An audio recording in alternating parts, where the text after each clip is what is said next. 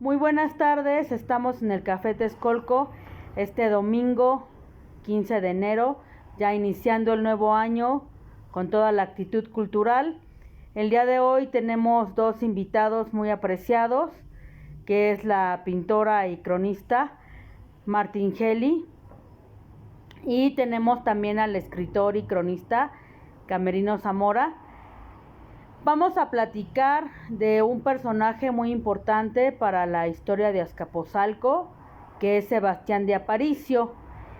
Y también pues quiero pedirles que se suscriban a este canal cultural para que vean todos nuestros videos. Bueno, si nos quieres comentar, Camerino, sobre tu novela y este personaje tan importante para la vida de Azcapotzalco, te escuchamos. Sí, buenas tardes, buenos días o buenas noches a la hora que lo vean.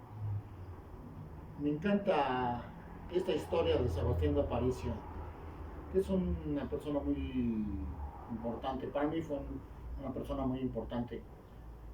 Eh, Sebastián de Aparicio llega entre 1500 y 1531. Unos dicen 1530 y otros dicen 1531. Y llegó, para mí, llegó a la Ciudad de México. Debe haber sido casi directamente, porque ahí es donde inicia a hacer las carretas. Porque la Ciudad de México es donde se hacen todos los negocios. En las ciudades grandes es donde se hacen los negocios. Es las ciudades industriales, la ciudad de comercio. No se iba a quedar en Puebla. No, Puebla era una villa nada más, un pueblito pequeño, un pueblo de paso de la Ciudad de México a Puerto de Veracruz. Entonces para mí llegó a la Ciudad de México y es donde hizo las carretas. ¿Por qué las carretas? Porque se dio cuenta de que hacían los tamemes, son los que cargaban los canastos con oro y con ya personas atrás.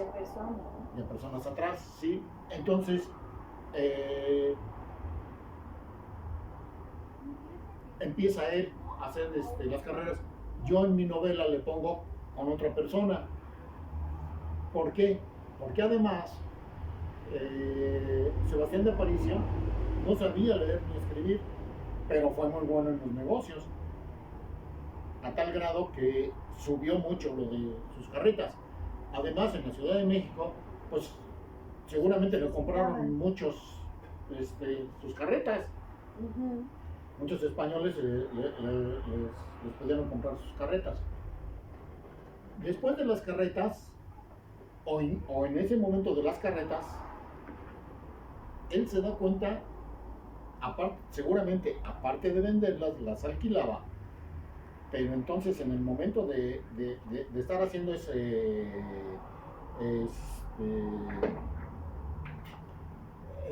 esos alquileres y esas ventas, cuando les regresaban las carretas, pues se daba cuenta de que se las maltrataban.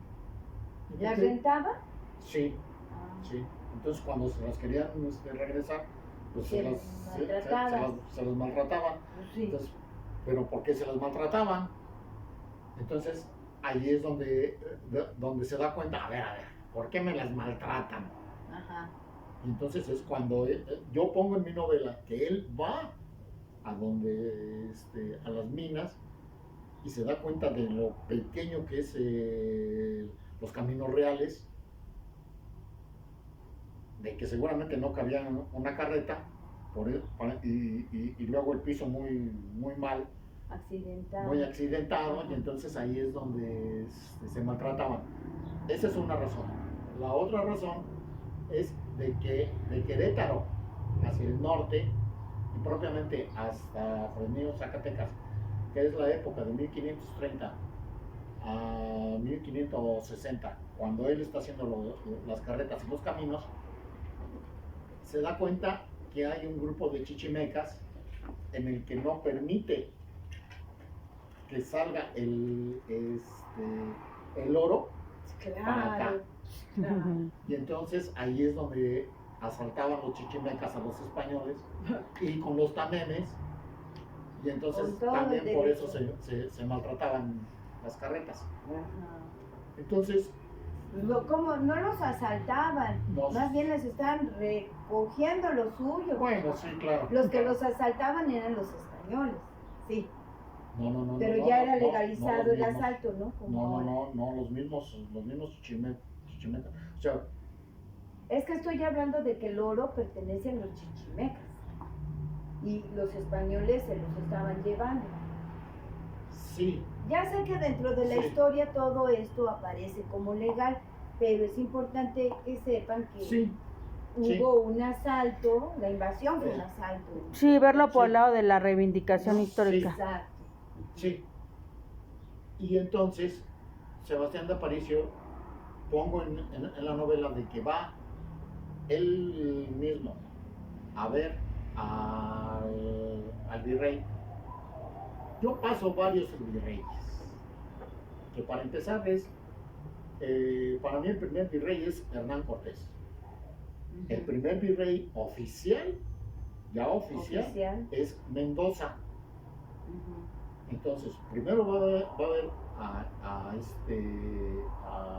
Hernán Cortés, habla con Hernán Cortés y le dice: quiero ampliar los caminos porque me están regresando las carretas muy mal. Quiero ampliar los caminos. Y entonces es cuando dice: bueno, pues adelante. Entonces yo novelescamente lo que hago es de que le deja o le vende su parte de la fábrica de carretas al otro socio.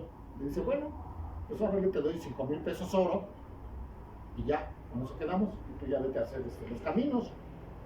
Entonces es cuando Sebastián se va a hacer ayudar, porque había otro sacerdote que él es el que inicia, porque traía experiencia como albañil y constructor de caminos desde España.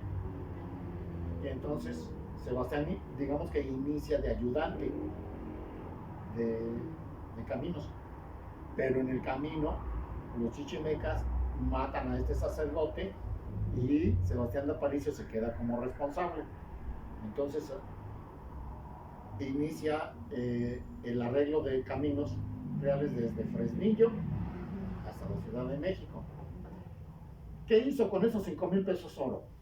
Pues pagarle a los soldados, porque los nativos tenían prohibido usar moneda. A los nativos se les pagaba con semillas para su familia. Y entonces...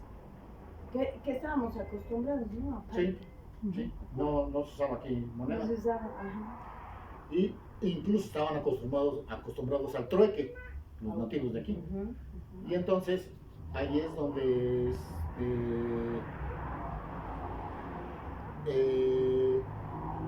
por eso usa los 5,000 pesos oro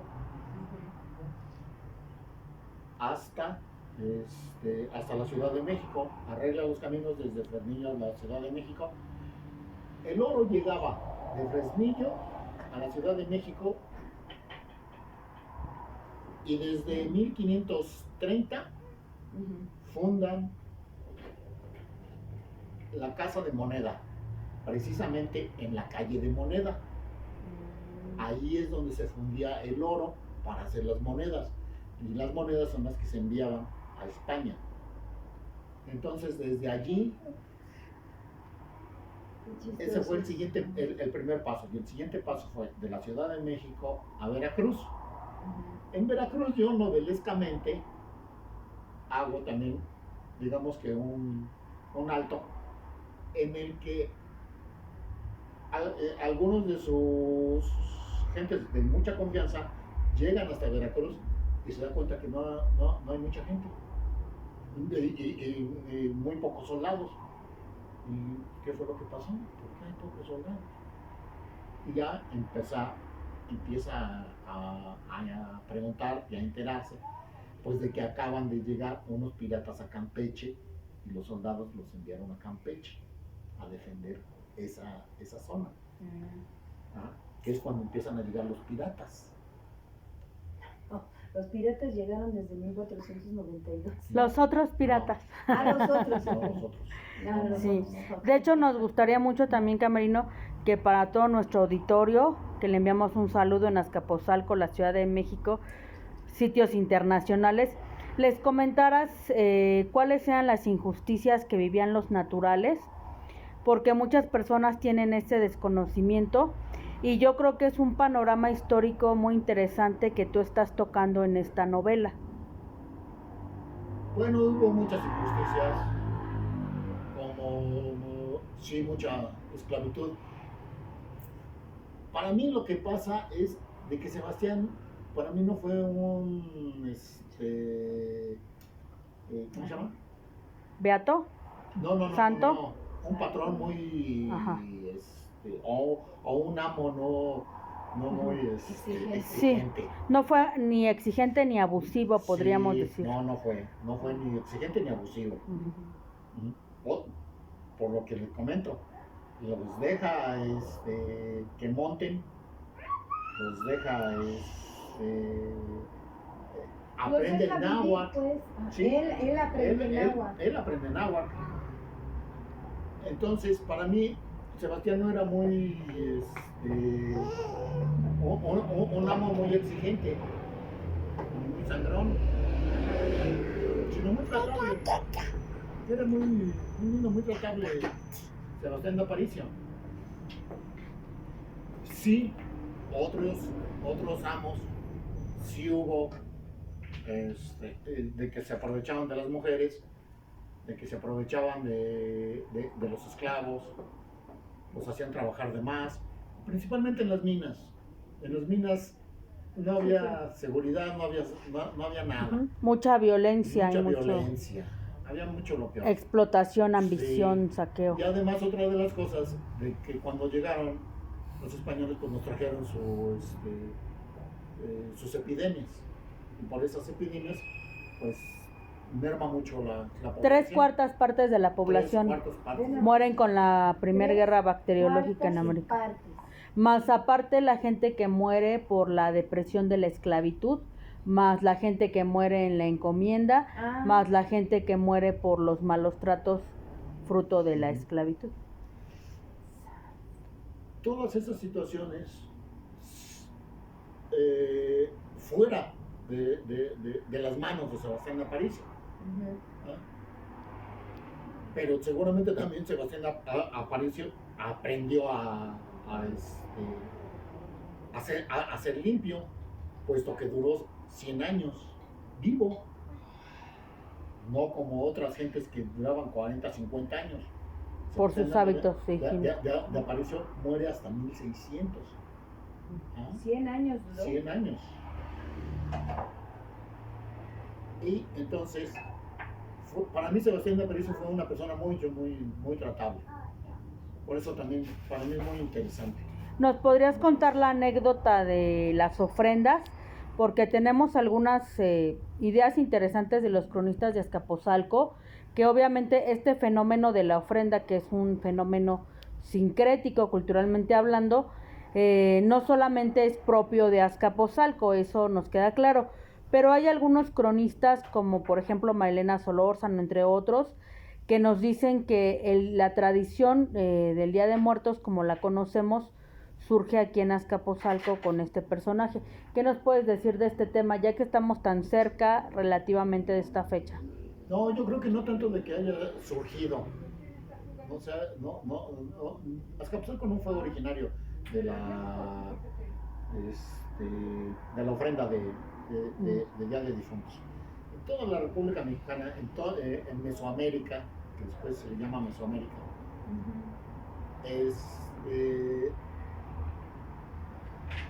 la ofrenda de muertos iba relacionado con el levantamiento de la siembra.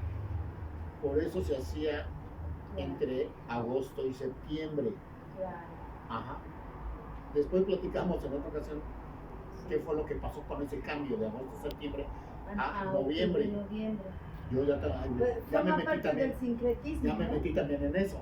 Ajá. ¿Sí? Sí, hay unas discrepancias históricas Sí. en torno a lo que es el Día de Muertos. Entonces, desde 1560,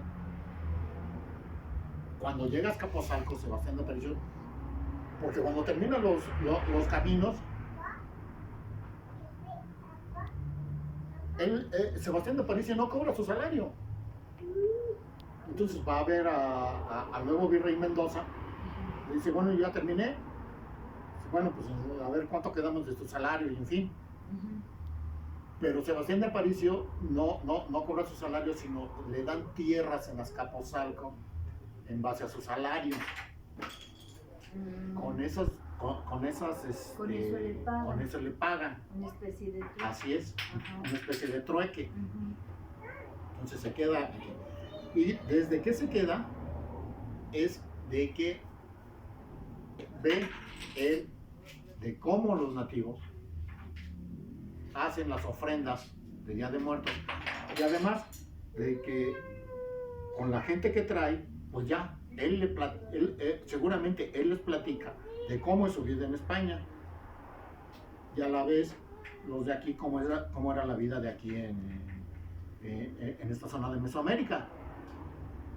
Y entonces aquí ya en Azcapotzalco, estándose ya más un tiempo más fijo, es cuando se da cuenta de que los nativos ponen la ofrenda de muertos, y seguramente los nativos que querían mucho a Sebastián de Aparicio, pues le ponen también a sus ofrendas a su mamá, a su papá, a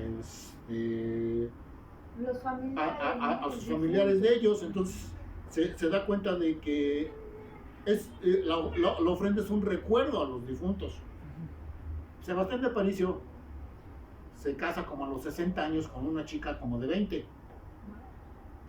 Se cae esta chica con un accidente, que se subió a un árbol y se cae y fallece la primera esposa. Y 2 años después se vuelve a casar, o lo vuelven a casar, y se le vuelve a morir, pero ahora de una enfermedad. Otra chica, también de 20, 25 años, cuando él ya tenía 60, 65. Y entonces, seguramente también los nativos, pues le vuelven a poner ofrendas en recuerdo de sus esposas. Entonces, él sigue con la idea de que la ofrenda de difuntos, pues es un recordatorio a los difuntos. No es nada maligno, no es nada maligno como otros españoles, y principalmente la Inquisición. Como lo satanizaron. La Inquisición y hasta Así la corona. Ajá. Y entonces es cuando Sebastián de Aparicio defiende a estas personas, porque la historia nos comenta de que otras personas son los que acusan a los nativos de poner esa ofrenda a Micantecutli. Entonces ahí es cuando llega la Inquisición y se lleva a esos nativos que ponen las ofrendas a la Inquisición. La Inquisición 1565 no había llegado, no estaba todavía la Casa Chata de Santo Domingo, estaba, digamos que era atrás de la Casa Chata. Ahí es donde hicieron, esa casa también tiene historia. Entonces ahí es donde seguramente hacen el juicio a estas dos personas. Sebastián de Aparicio seguramente va hasta donde hacen, a la casa de Santo Domingo, atrás de la Casa Chata, y es donde defiende a estas personas, explicando que la ofrenda no es más que un recordatorio a los difuntos, que incluso ve que ponen a sus esposas, a su mamá y a su papá. Entonces, pues, Inquisición se sorprende, porque seguramente los de la Inquisición vienen a Azcapotzalco y ven la ofrenda, en el que sí están todos ahí. Sí tienen calaveritas, pero esa calaverita no es tanto de adorar a Micantecutli, sino de recordar que todas esas, o que cada una de esas calaveras es cada uno de los difuntos que uno está recordando. Sí, claro. Entonces, es cuando aquí hay una cuestión que esto lo acabo de investigar. 1560 prohíben la Inquisición volver a poner la ofrenda y se vuelve a poner hasta 1600. O sea que casi 50 años es cuando se permite. Sí, de hecho, todos estos datos que vienen en la novela son muy interesantes.